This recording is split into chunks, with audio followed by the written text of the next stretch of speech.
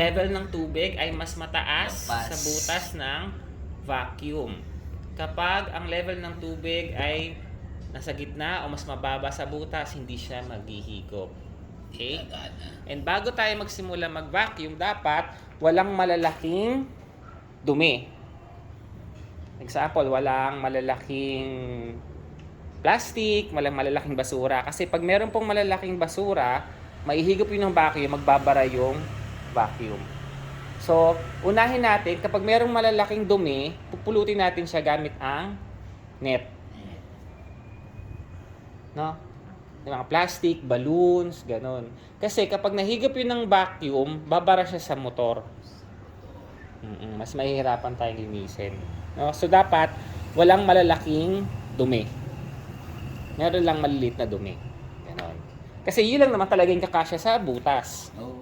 Diba? Maliit lang kasi yung butas ng vacuum eh. Siyempre, ibig sabihin, maliit na dumi lang di yung kakasya. Pag malalaki, no? Bote, bakal, ganon. So, pag nasa ilalim, mga coins, kailangan sisirit siya. Hindi siya pwede. Usually, hindi siya kaya ng vacuum. No? Okay.